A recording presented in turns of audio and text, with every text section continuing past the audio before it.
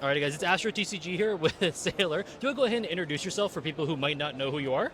Yeah, I'm Sailor. I was known for playing Pixelborn a lot and finishing in the top 25 for all 4 seasons of Pixelborn. And then I built Sisu on Ice right before, at the beginning of set 4. And I have been coaching and telling people how to play the deck because it's quite a difficult deck, like as a control deck to be playing. And so I have released a guide at the beginning of set 5 in order to just like spread the word around how to play this. And I also joined Team Labyrinth back in July, and I'm now part of their team.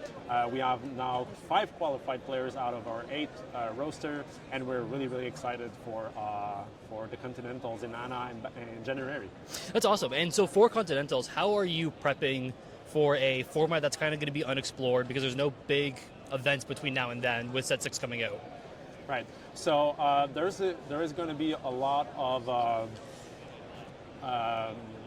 preparation, like thinking about like the new cards and brewing and testing internally, of course, playing against one another.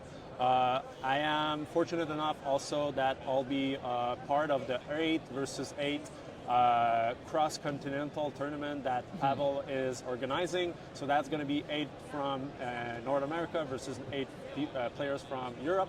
And we're going to do a tournament on Pixelbook Connect, webcam games, right? Where we're going to play set 6 right at the beginning of it.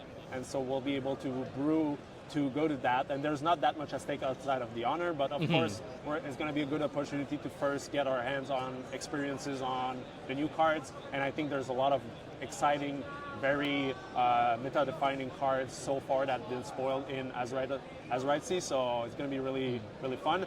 And then there's going to be the European Continentals in December. So we're going to have a big tournament because the one in NA is in January, right? So we're going to have a month of thinking about what happened in that one and how to figure out ours, right? That's awesome. And then as being part of Team Labyrinth, how do you guys as a team come together to do testing and practice, and like, do you find like that experience a lot better than just going to like a locals, or like how do you kind of weigh that?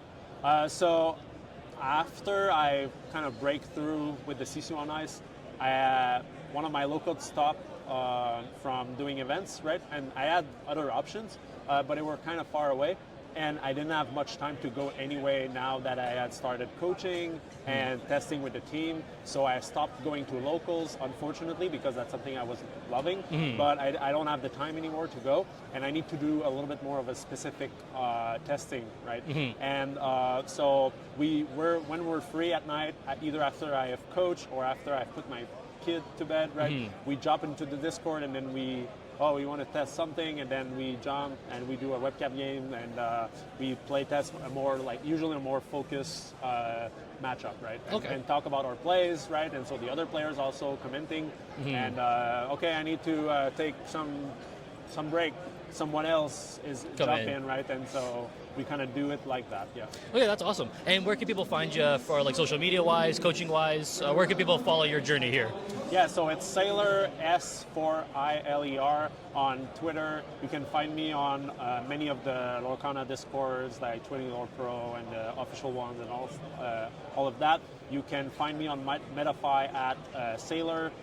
This is where I have built a group for people to talk specifically about Red Blue. So we're close to like 250 players there with my private Discord. So you sub for a month, you get access. It's $10. You get access to the guide, and I'll do a new one as well in set 6, right? And you get access to the Discord where we discuss about things, and I also do a weekly recap video every week to talk about like what are the updates either in deck building but also in terms of gameplay. So I have played one of the show match in a new thing that is called ICL, and so I played in that.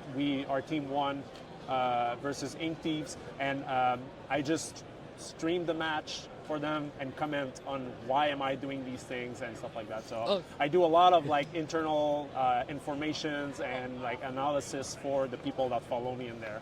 As someone who does follow you on there, it is very helpful. That guide like really helped pushed me through the ceiling I was having with Red Blue. So like as someone who has firsthand experience, that guy was very helpful for me. Awesome to hear. Thank you for the support, and thank you for for believing in what I do. Yeah, awesome. And thank you very much for sitting down with me, and best of luck with the rest of your day. Thank you. Alrighty guys, it's LabyrinthTCG here. I'm here with Hani. Do you want to go ahead and introduce yourself for people who might not know who you are or where you come from? Yeah, I come from Yu-Gi-Oh! Like I've pretty much been playing Yu-Gi-Oh! My entire life, and now I'm just about to play Lorcana. I wanted to change the scenery a bit. I've accomplished a lot in Yu-Gi-Oh! And now I'm trying to accomplish stuff here. Like there's more opportunities in this game, and yeah, I'm excited to be a part of it. Yeah. So as someone who has had that success in Yu-Gi-Oh! Like you have, how do you think that's going to correlate over to success in this game? Like, are you using the same type of prep from Yu-Gi-Oh? Because it's a very different game. I mean, at the end of the day, the game's very different than Yu-Gi-Oh! Like Yu-Gi-Oh! Like there's no limitations on your plays, and I mean, like that's huge. Like you could like fix your mistakes like sometimes based off your hand in Yu-Gi-Oh! Where this game, it's like your cards like that you play matter like a lot because you typically get to play like one card per turn in this game. You know, it's a mana-based game, so like if you make a mistake, like it's hard to recover from without your opponent making a mistake of their own. So yeah, like I think like that's like that's a big difference between like the two card games for sure. So you got to be more cautious about your plays. You know, you can't just be like can't be making mistakes. Like the mistakes are like super critical in this game compared to Yu-Gi-Oh! So, yeah, absolutely. And what skills do you think that you can transfer over from Yu-Gi-Oh! To this game? Because like as we say, like it is a very different game and like it's a lot less forgiving. What skills do you think transfer over for people who might be coming over to Yu-Gi-Oh! Like from Yu-Gi-Oh! To Lorcana? I mean, at the end of the day, like a lot of people here, this is probably like their first card game. I mean, if you played Yu-Gi-Oh!, you've been through the longevity. You understand how much it takes to actually win a tournament. Like, there's a lot of commitment that goes in. Like, I feel like playing is like a big thing. Like in Yu-Gi-Oh!, I feel like you have to play a lot.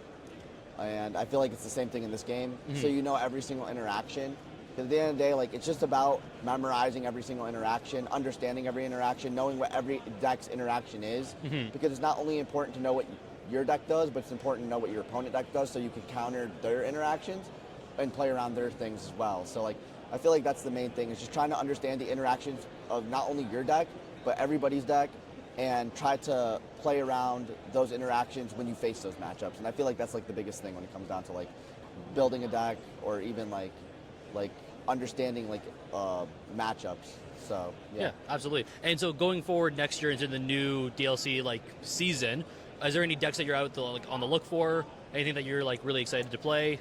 I mean, at the end of the day, like I don't know what like the future has like in store. There's a new set coming out. Obviously, that's going to be huge for the game. But I wonder what other people are going to do. Are they going to just add these new cards into their already made decks from this set? And I feel like that's just like the case. That's been the case for like majority of these tournaments.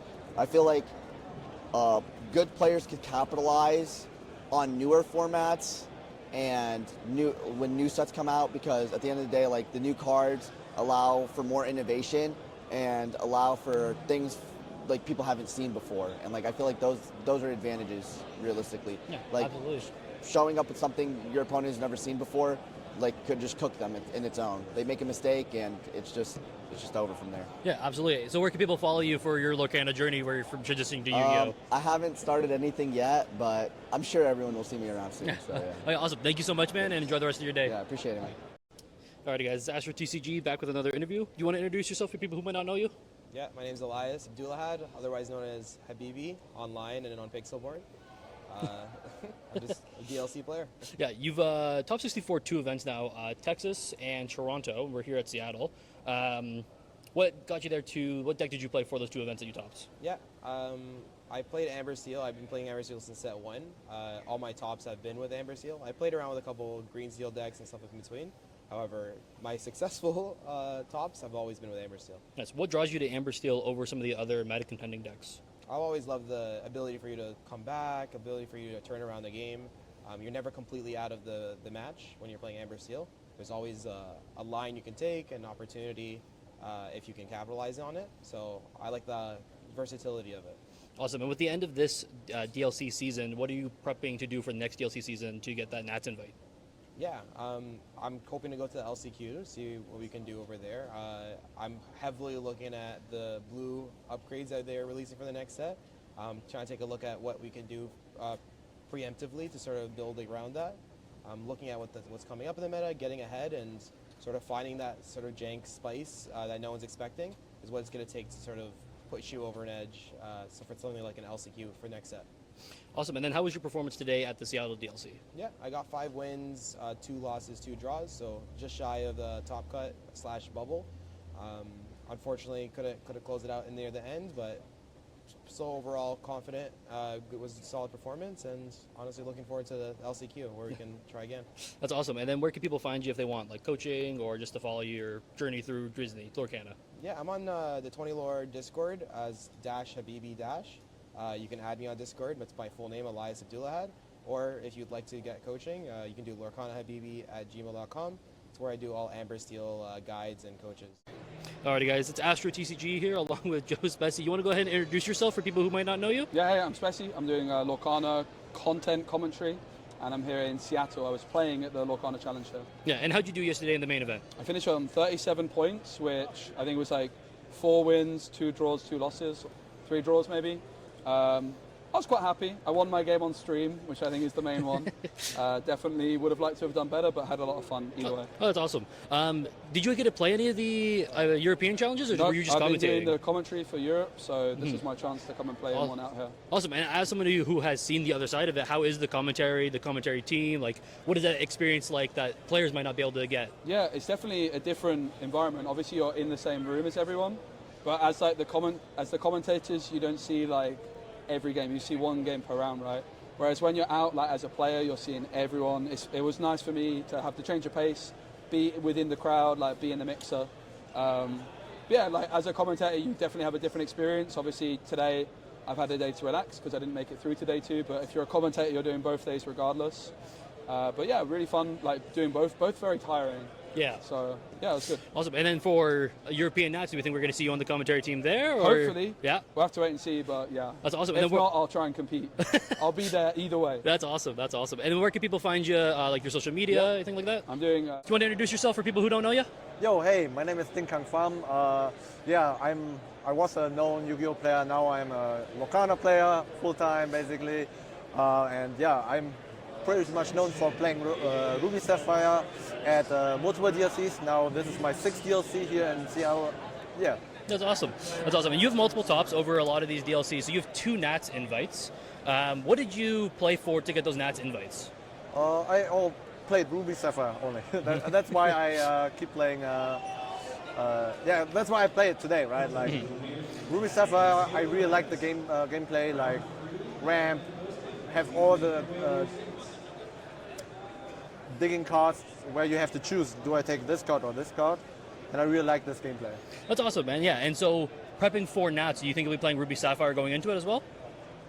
It will be my first choice, but of course, since it's a new set and nobody has a clue, basically, I want to try different stuff because, let's say, Ruby Sapphire in general got so much support, which means people will expect it.